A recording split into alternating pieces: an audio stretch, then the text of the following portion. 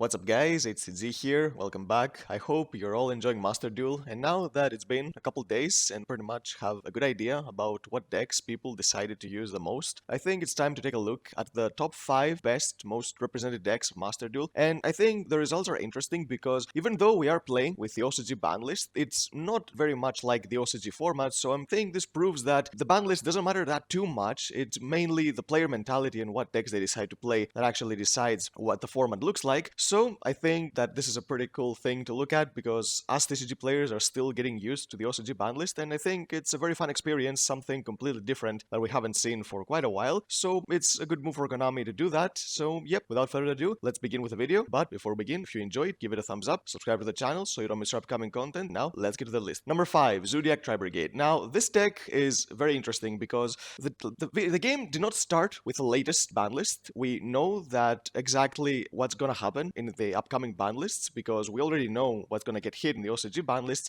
unless Konami decides to make a completely different list from now on for Master Duel, which I don't see it happening. I just think it's going to follow the OCG ban list. So we basically know that Dryden is going to get banned. And besides that, the deck still was really good and very represented. So people did not hesitate to build a deck that they know that is not going to be playable because the Zodiac engine without Dryden, people just stop using it altogether. But as long as we have Dryden, this deck just gives Tri-Brigades a very good engine going first and going second. Zeus is still a powerhouse, and I think this is the deck that runs the most amount of hand traps in the game because you don't see too many hand traps. Usually the ones you're going to be seeing are like 3 copies of Ash, 3 copies of Maxi, and after that people just play either other going second cards like Lightning Storm, and they don't choose to main deck too many hand traps because the best of one format makes it that so if you want to play hand traps you have to play the most generic ones because cards like Nibiru and Droll may not be good against a lot of decks, especially once you see the top deck that we're going to talk about later. So this is why hand traps are not as relevant in this format besides Ash and Maxi. So yeah, I think this deck just plays a lot more hand traps than the other decks, but still Tri-Brigades, they're also a very budget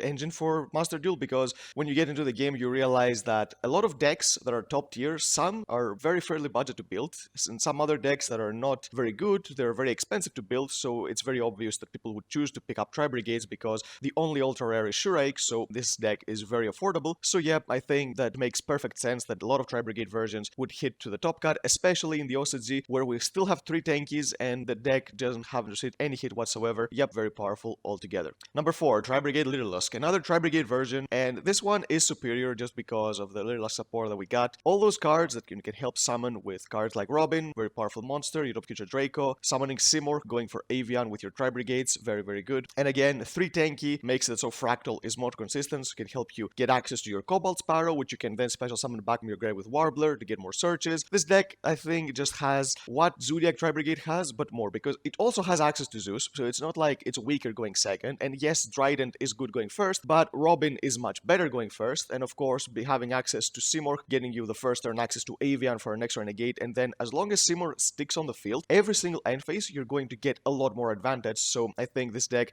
just outperforms Zodiac by a long shot just because Littllusks are just so generic, so powerful. They don't even need to commit to your normal summon because without Barrage, Zodiacs, you need to normal summon a Zoo in order to go for Dryden and all those plays, but this deck doesn't even need to use its normal summon for the main engine. You just wait to special summon all your good monsters with Warbler and your Burial Canary, and then you can keep your normal summon for your Tri-Brigades, which you can then get another monster on the field because in the Zodiac version, if you normal summon a Zoo, you would have to special summon Kara, so you would only get access to that, and then Ferrigit, maybe another one. But in this deck, I think the deck just works a lot more perfectly altogether, and it's a really good deck just for that. Number 3, Virtual World. Now, Virtual World is a deck that a lot of people are choosing to build because it's another budget deck. The extra deck is mainly where its main focus of the UR cards you need to get are, because the main deck is very cheap aside from staples, of course, because when I'm mentioning a deck's value, I'm not considering staples because we all know that 99% of good staples in this game are ultra rare, so if you want to get them, you'll have to spend some of your UR essence. But still, this deck is another deck that hasn't received any hits. It's basically the same as in the TCG, and it just can make all those boards. The only difference is that it has access to Calamities, and this is another case of a card that no, it's going to get banned soon, but people do not really care. They're just going to play it for as long as they can. So if you have an access to a card like this, which basically steals you games for most of your matchups, unless you're playing against super control decks, which is a really powerful card. You have access to Zeus, which is basically the same thing as the previous 2 decks I mentioned, and the end board is very powerful, being able to go for Zolking into Crystal Wing, all those other cards. QB is a really good card because against certain decks you just auto win with a card in the field. The Trap card gives you access to more disruption, and the deck is very consistent consistent as well. So yep, I think this deck is another of those decks that if you can stop your opponent's turn with max C, then you can basically just turn around and destroy them because you have so much going first and going second power. So this is one of those decks that people enjoy playing in the TCG for a long time, and because I think that the majority of players in Master Duel just like enjoy the base TCG format, they didn't want to switch to the OCG format, they just adapted the TCG format with the OCG ban list, so they're basically playing the same stuff because you're not seeing stuff like Phantom Knights, even though we don't have Destroyer Phoenix Enforcer yet, so maybe that will change when Burst of Destiny stuff come out in the game. I hope not, because I do not really like dealing with that card both in the real life game and in the Master Duel, so I hope by the time this happens, Fusion Destiny gets banned very soon after. So yeah, Virtual World, another really great deck. It was a budget deck in the TCG, it's a budget deck in the Master Duel, so people just keep enjoying playing it, and because they know what they're doing, because they've been using this deck for so long, they just don't want to change decks, because why would they if the deck is so good in the game as well? Number 2, Drytron. Now, this deck is very interesting for this particular game, just because Drytron is basically at the state it was when it first came out, because it doesn't have any hits in the game. Benton is at 3, Eva is at 3, you play 2, Union Carrier is legal. What has the deck lost? In the TCG, the deck has gotten hit so many times, but in Master Duel, I guess the OCG thought that Max C just keeps this deck in check enough, which it kind of does because not many people play it in the OCG, so I guess it does, but still, people just know the sheer power of this deck because we already know exactly what kind of hits it took for this deck to just bow down a little bit, and it's still very powerful to this day in the TCG, even though it has gotten all those hits, and because it doesn't have any hits in the Master Duel, of course people were going to play it because the deck is just so good. The only thing it loses to, it's Max C. If you don't get Max C and you make your full board, then it's absolutely impossible to lose because you get all those interruptions with your Curl of Ultimateness by searching twice with Beatrice, you have a Masquerade on board so you can summon a Unicorn, you already have a grave full of monsters for the follow-up, so even if somehow your opponent breaks your board, if they don't manage to make a board of their own, you're just still going to come back and destroy them next turn. It also has access to Zeus, which is a trend at this point because all those decks except from the number 1 can access to Zeus very easily, just because this deck can summon Assemble Nightingale by using 2 level 1 monsters and then attack directly, use Downerd and then Zeus and basically get 2 nukes on luck, because yeah, I mean the deck just have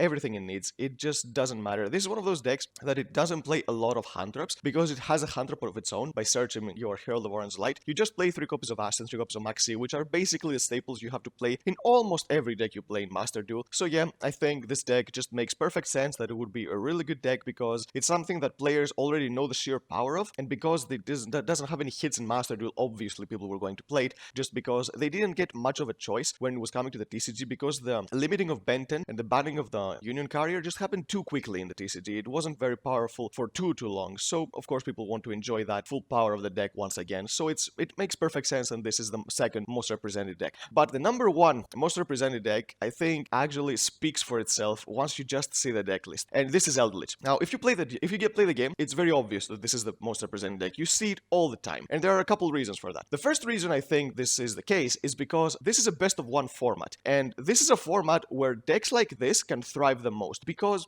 trap decks, especially decks like Eldritch, which are using a lot of stun cards, are the kings of game 1. You use the cards like Evenly Matched, Lightning Storm, Red Reboot. Lightning Storm you might see in the main deck sometimes, the other 2 possibly never. So this is why this deck thrives so well in this game, because there's no side deck. So you don't lose to cards that outright destroy you post game 1, so this is one of those reasons why this deck is so good and so represented. The second reason is because we have cards like 3 copies of Reasoning, 3 copies of Skill Drain, and Vanity's Emptiness in the game. So it's a much more powerful version of the TCG deck, just because you have access to so powerful cards. Reasoning, you get to mill so many cards to the graveyard, so basically if you have opened 0 Eldritch cards, even if your opponent hits a Lava Golem, which people play in the main deck, because they want to be able to counter the Drytron decks going second, even if you don't get to summon anything, even if you don't mill Eldritch, you mill all those traps so you can get access to your Sanguines, your Conquistadors, your Hakueros in the end phase, so you don't really care. Having access to 3 skill drains means that your opponent is not going to be able to play consistently because you have Extravagance, you have Prosperity to search those cards, and of course, we all know Vanity's Emptiness, it's notorious because people do not play it in the OCG in a lot of decks, and this is just such a big surprise for us because basically one was legal in TCG, we were just putting it in every deck, we were making our board and dropping the Emptiness, and this is why this card got banned eventually here. So yeah, I think this deck